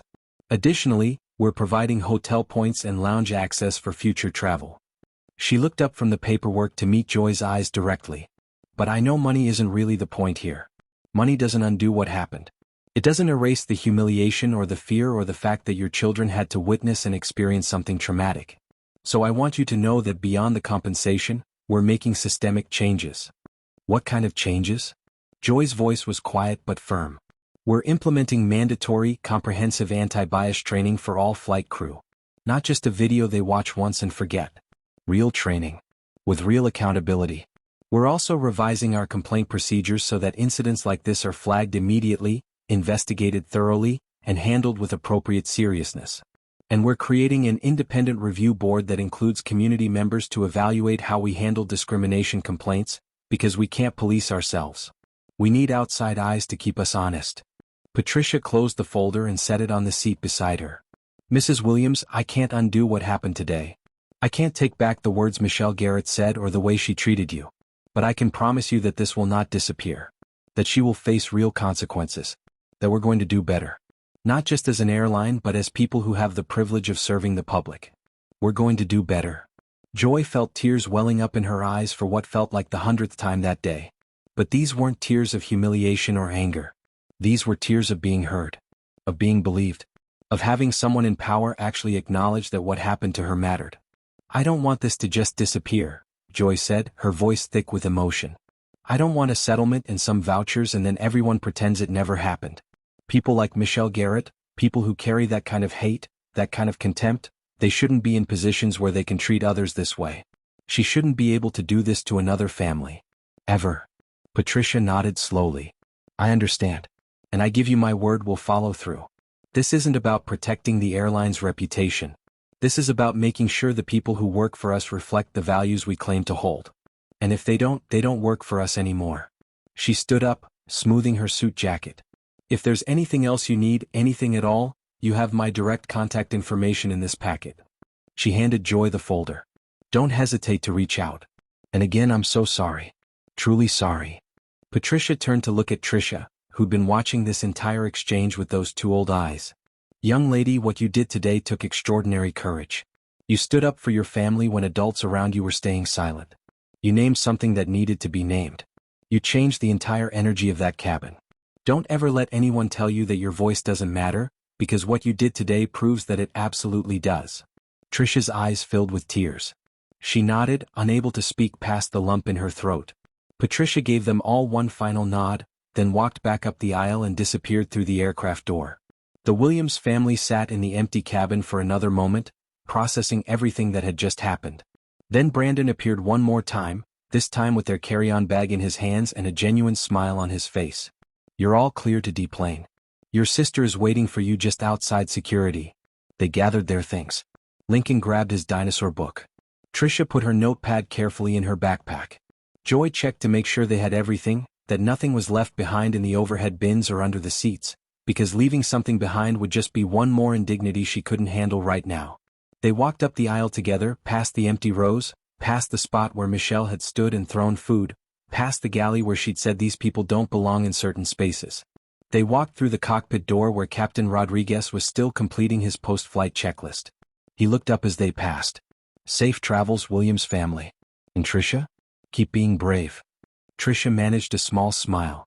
Thank you, Captain. They stepped off the plane into the jetway, and the moment they emerged into the terminal, Joy heard a familiar voice calling her name. Joy. Joy. Renee Williams Maxwell was running toward them through the terminal, her braids flying behind her, her face lit up with joy that immediately shifted to concern when she got close enough to see her sister's face, to see the stains on her blouse, to see the exhaustion in her eyes. Renee was 37, 3 years older than Joy, and she'd always been the fierce one, the one who didn't take anybody's nonsense, the one who'd gotten in fights defending her little sister in high school. She pulled Joy into a crushing hug and immediately knew something was wrong. What happened? Renee pulled back, holding Joy at arm's length, studying her face. Baby girl, what happened? And for the first time since this entire ordeal began, Joy broke down. Not the quiet tears she'd shed on the plane. Real, gasping, sobbing tears that came from somewhere deep in her chest. She collapsed into her sister's arms and cried while Renee held her and stroked her back and made soothing sounds and looked over Joy's shoulder at Trisha and Lincoln with growing fury in her eyes. Tell me everything, Renee said quietly. Right now. Tell me what happened. They found chairs in a quiet corner of the terminal. Airport crowds swirled around them, oblivious to the drama unfolding. Trisha and Lincoln sat on either side of their aunt while Joy sat across from them and told the story from beginning to end. The gate agent who'd questioned their IDs. Michelle Garrett watching them struggle with their luggage and not helping. The double standards with the children's behavior. The meal service. The overheard conversation in the galley. The water spilled on Trisha. The confrontation. The food thrown at Joy and Lincoln. And Trisha standing up. Speaking truth. Forcing everyone to see what they'd been pretending not to notice. By the time Joy finished, Renee was on her feet, pacing, her hands clenched into fists. Where is she? Renee's voice was low and dangerous. Where is this Michelle Garrett? I will go back on that plane right now and... Aunt Renee. Trisha's voice cut through her aunt's rage. Come. Steady. More mature than any 9-year-old should sound. It's okay. We handled it. Renee stopped pacing and looked at her niece. Really looked at her. At this small girl with braids and purple ribbons who'd stood up to a grown woman, who'd spoken truth to power, who'd protected her family when the adults around her had failed to do so. Yes, you did. Renee's voice softened. She knelt down in front of Trisha and cupped her face in her hands. Baby girl, I'm so proud of you. So incredibly proud. Do you know how brave you were? Do you understand what you did? Trisha shrugged slightly, embarrassed by the attention. I just said what was true. That's what makes it brave. Because the truth is scary. The truth makes people uncomfortable. The truth can get you in trouble. But you said it anyway. Lincoln, who'd been quiet during Joy's retelling, suddenly piped up. Trisha made a speech like Martin Luther King. She stood up and told the bad lady that we matter and everyone should be treated fair. The adults all looked at Lincoln, and despite everything, despite the trauma and the tears and the anger, they laughed. It started as a small chuckle from Renee, then spread to Joy, then to Trisha, until all of them were laughing, the kind of laughter that releases tension, that acknowledges absurdity, that reminds you that joy can exist alongside pain. That's right, baby, Renee said, pulling Lincoln into a hug. Your sister is basically Martin Luther King Jr. in a 9-year-old body. Does that mean she gets a holiday? Lincoln asked seriously. More laughter. This time it felt easier. Lighter. Renee helped Joy stand up, grabbed their luggage and started leading them toward the exit. Come on. Let's get you to the hotel. You need to shower, change clothes, eat something that wasn't thrown at you by a racist flight attendant, and rest. We have a wedding tomorrow, and I need my sister there looking beautiful and happy, not like she just survived a hate crime at 30,000 feet. As they walked through the terminal, Trisha hung back slightly, letting her mother and aunt walk ahead with Lincoln between them. She watched her mother's shoulders, saw them starting to relax, saw her beginning to lean on her sister for support. Saw her beginning to let someone else carry the weight for once. They'd survived. They'd spoken up. They'd been heard. And tomorrow they'd dance at Aunt Renee's wedding and celebrate love and family and all the good things that existed alongside the bad. But what Trisha didn't know yet, what none of them knew as they left the airport and headed toward their hotel, was that this story wasn't over. That what happened on Flight 2847 was about to ripple outward in ways they couldn't predict. 2 weeks later, Michelle Garrett was terminated from the airline. Not suspended. Terminated. The investigation had been swift and thorough, and the evidence was overwhelming. 7 passenger statements. Flight crew testimony. The captain's official documentation. Security footage from the gate showing her watching the Williams family struggle with their luggage. There was no way to spin it, no way to claim misunderstanding, no way to pretend it was anything other than what it was. Michelle Garrett, who'd spent 18 years building a career she was proud of, who'd worked her way up from economy to first class, who'd measured her worth by her position and her perks and her ability to look down on people she deemed beneath her, lost everything in a single moment of unmasked contempt. She tried to defend herself. Tried to claim she was just enforcing airline policy, just maintaining professional standards, just doing her job. But the witnesses were too numerous. The evidence too clear. The pattern too obvious. She was escorted out of the airline's headquarters with a box containing the contents of her locker. 18 years reduced to a cardboard box and a termination letter. But the consequences extended beyond just one fired flight attendant. The airline, true to Patricia Towns' promise, implemented new mandatory training for all flight crew. Not perfunctory diversity videos that people clicked through without paying attention. Real, intensive training about implicit bias, about microaggressions, about the history of discrimination in air travel, about the responsibility that came with having authority over passengers in a confined space where they couldn't escape. They created an independent review board that included civil rights advocates and community members to evaluate discrimination complaints. They revised their policies to make reporting easier and accountability stronger. They made it clear, both internally and publicly, that discriminatory behavior would result in immediate termination, no second chances, no rehabilitation programs, no protecting bad employees for the sake of institutional reputation. The story made local news in both Detroit and Seattle. 9-year-old girl stands up to discriminatory treatment on flight, ran in the Seattle Times. Family speaks out about in-flight discrimination, appeared in the Detroit Free Press. The story spread on social media, shared and reshared, sparking conversations about how Black passengers were treated on airlines, about the courage it took to speak up, about the importance of witnesses using their privilege to validate victims' experiences. 5 of the passengers from Flight 2847 submitted formal statements supporting the Williams family. 3 of them did media interviews. The man from row 16, a lawyer named David Chin, offered to represent the Williams family pro bono if they decided to pursue legal action. The woman from row 19, a teacher named Sarah Morrison, used the experience to create a lesson plan for her high school students about civil rights, modern discrimination, and the power of speaking up. The story became bigger than one family's bad experience. It became a conversation, a reckoning, a reminder that racism didn't always come in the form of slurs and violence. Sometimes it came as a meal tray slammed down with contempt.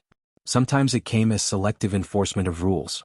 Sometimes it came as being watched but not helped, judged but not seen. And sometimes, a 9-year-old girl with braids and purple ribbons was the one brave enough to name it. Renee Williams Maxwell's wedding was beautiful. It took place in a botanical garden overlooking Puget Sound, with mountains in the distance and flowers everywhere, the kind of celebration that felt like pure joy made visible.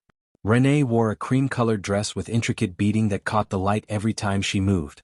Her wife, Carmen, wore a tailored suit and cried through the entire ceremony. Their friends and family surrounded them, witnessing their love, celebrating their commitment, dancing until the DJ finally called last song at midnight. Joy danced with her sisters, with her cousins, with Lincoln who stood on her feet while she moved them both across the floor. She laughed until her sides hurt. She ate cake and drank champagne and let herself be fully present in this moment of joy, let herself forget for a few hours about Flight 2847 and everything that had happened there. Trisha spent most of the reception at a table with her cousins, but periodically she'd look across the reception space and catch her mother's eye. They'd smile at each other, a secret understanding passing between them. We survived. We spoke up. We're okay. At one point, late in the evening when the crowd had thinned and only the diehards were still dancing, Joy found Trisha sitting at the edge of the dance floor, watching everything with those observant eyes. Joy sat down beside her daughter and pulled her close. You having fun, baby? Yeah.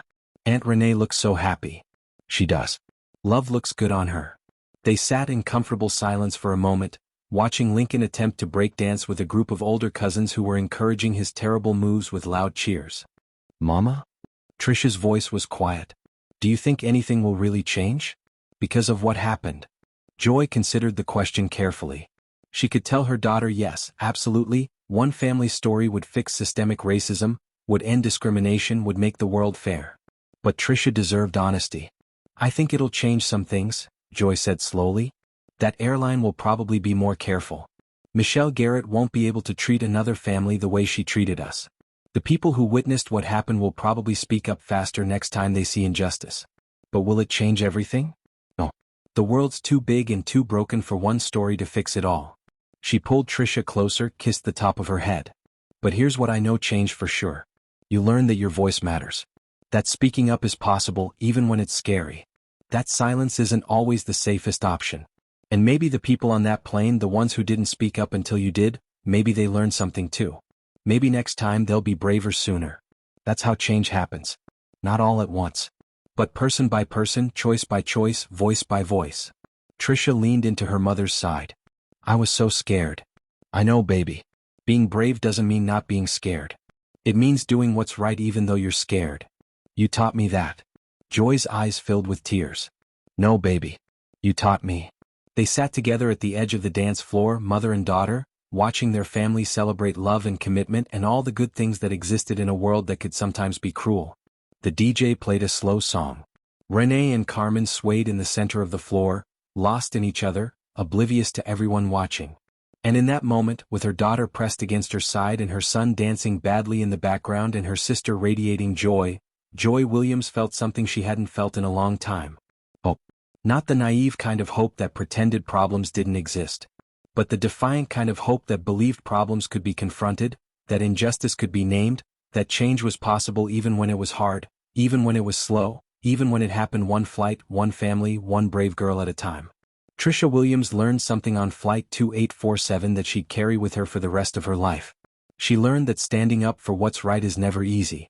That your voice might shake and your hands might tremble and your heart might pound so hard you think everyone can hear it.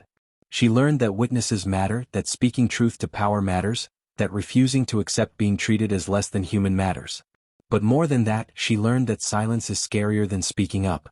Because silence says this is acceptable. Silence says we agree. Silence says we're okay with injustice as long as it doesn't touch us personally. And Trisha Williams, at 9 years old, decided that she would never be silent again. Not when she saw wrong happening. Not when she witnessed cruelty. Not when someone needed someone to stand beside them and say, I see you, I believe you, what's happening to you matters. She learned it from her mother, who'd spent years swallowing indignities to survive, who'd taught her children to be careful, to be small, to not make waves, who'd finally reached her breaking point and spoken up even though it was terrifying. She learned it from Rosa Parks, whose story lived in the pages of a library book, whose refusal to give up her seat had sparked a movement, whose tired feet had been less about physical exhaustion and more about exhaustion of the soul. She learned it from every ancestor who'd spoken up before her, who'd fought for dignity and justice and the simple, radical idea that all people deserve to be treated with respect regardless of the color of their skin. And on a random Tuesday in June, on a flight from Detroit to Seattle, a 9-year-old girl with braids and purple ribbons stood in the aisle of an airplane and became part of that legacy. Sometimes the smallest voices carry the most powerful messages. Sometimes a child can see what adults have trained themselves not to notice. Sometimes courage looks like a 4th grader with shaking hands and a steady voice saying enough is enough. And sometimes, just sometimes, speaking up changes everything. Has this story changed how you think about speaking up when you witness injustice? Will you be brave enough next time to be the voice that someone desperately needs to hear? Tell me in the comments below. And if this story moved you, if Trisha's courage inspired you, if you believe these conversations matter and these moments matter and every voice matters, then hit that subscribe button right now. Share this story with someone who needs to hear it. Because change happens when we refuse to stay silent. Change happens when we stand up even when we're scared. Change happens when we decide that dignity matters more than comfort. Subscribe, share, and be part of the change.